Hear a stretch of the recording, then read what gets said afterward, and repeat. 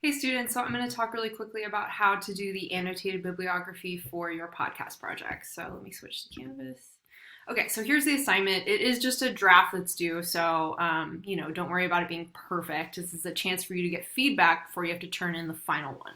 And just as a reminder, you need at least 5 different sources for this podcast project. So you can have more, but your annotated bib should have at least 5 different sources, just so you know.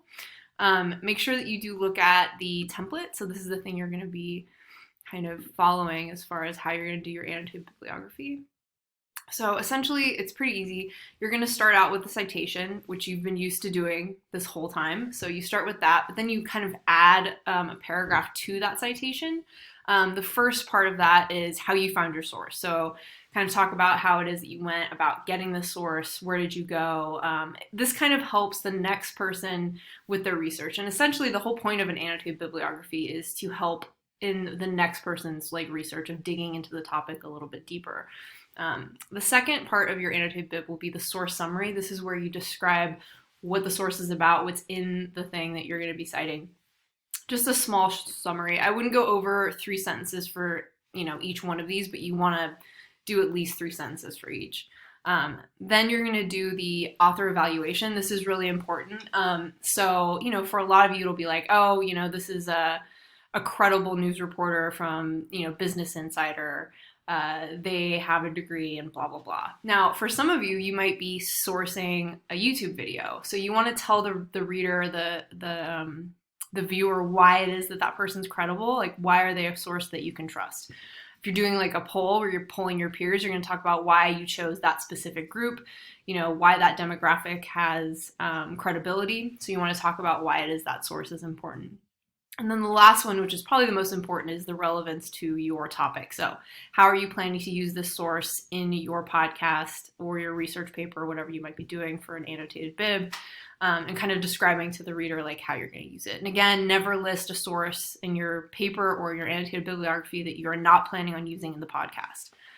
Okay.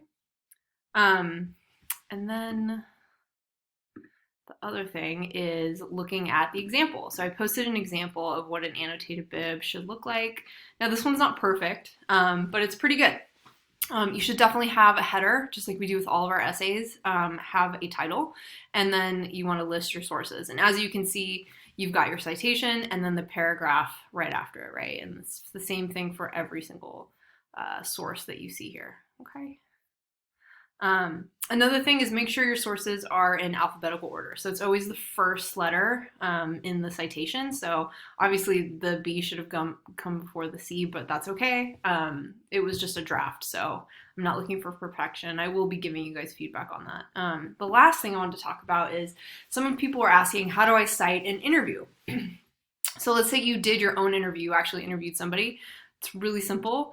You would just have your name, because you are the author, right? So for me, it would be my last name, first name, and then title, personal interview, and then the day in which the interview occurred. So let's say I did a Google poll, not an interview. You would just replace personal interview with Google poll or Instagram poll or survey or whatever you want to title it.